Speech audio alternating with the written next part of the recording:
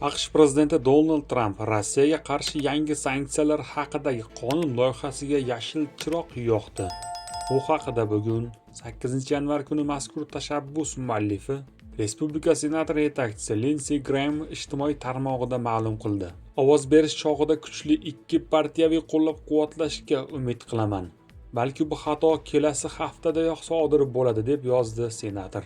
Uning so'zlariga ko'ra bu o'z vaqtida bo'ladi. Chunki Ukraina tinchlikka erishish uchun yon berayotgan bir paytda Vladimir Putin faqat gap bilan cheklanib, begunoh odamlarni o'ldirishda davom etmoqda deydi.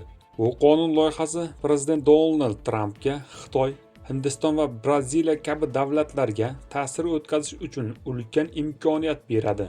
Ularni Putinning Ukrainaga qarshi qonli urushini moliyalashtirayotgan arzon Rossiya neftini sotib olishni to'xtatishga undaydi, deya izoh bergan Graham. Gap do'zax sanksiyalari yoki yakson qiluvchi sanksiyalar nomi bilan tanilgan tashabbus haqida bormoqda. U AQSh tomonidan Rossiyaning neft va gaz, uran va boshqa xomashiyosini sotib olayotgan davlatlardan import qilinadigan mahsulotlarga 500% boj joriy etishni nazarda tutadi. Qonun loyihasi ilk bor 2025-yil aprelda senatorlar Lindsey Graham va Richard Blumenthal tomonidan taqdim etilgan. Biroq Tramp senatorlarga respublikachilardan uni vaqtincha ovozga qo'ymaslikni so'ragan. Oq uydagi manbalarga ko'ra, o'shanda AQSh prezidenti Ukraina masalasida Putin bilan samarali muzokaralar olib borishga umid qilgan. Shuningdek, u urush yakunlangach, Amerika Qo'shma Shtatlari Rossiya bilan iqtisodiy hamkorlikni boshlashi mumkinligiga ishonch bildirgan. 2025-yil oktyabr oyida Moskva va Washington o'rtasidagi muzokaralar bir necha raunddan keyin ham davom etayotgan bir paytda Senatdagi respublikachilar yetakchisi Jon Tyun sanksiyalar haqidagi qonun loyihasi bir necha oy ichida ovozga qo'yilishi mumkinligini aytgan.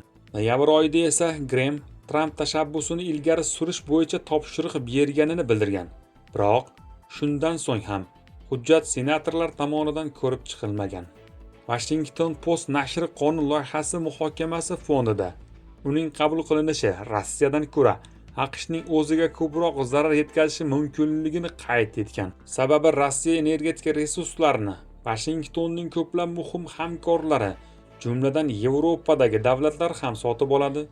Oqibatda Amerika Qo'shma Shtatlari o'zini ayrim yirik iqtisodiyotlaridan uzilib qolishi mumkin. Qadrli muxlis, eslatib o'tamiz, avvalroq AQSh tomonidan neft sohasidagi eng yirik kompaniyalar Rosneft va Lukoilga qarshi joriy etilgan sanksiyalar fondida Rossiyaning asosiy eksport nefti bo'lgan Urals markali neft narxi barreliga taxminan $34 pastlagani haqida xabar berilgan edi. Qadrli muxlis, hozircha bizda shu. Bizni kuzatishda albatta davom eting. Zero eng tezkor jahon va yurtimizga oid xabarlar bizning kanalda.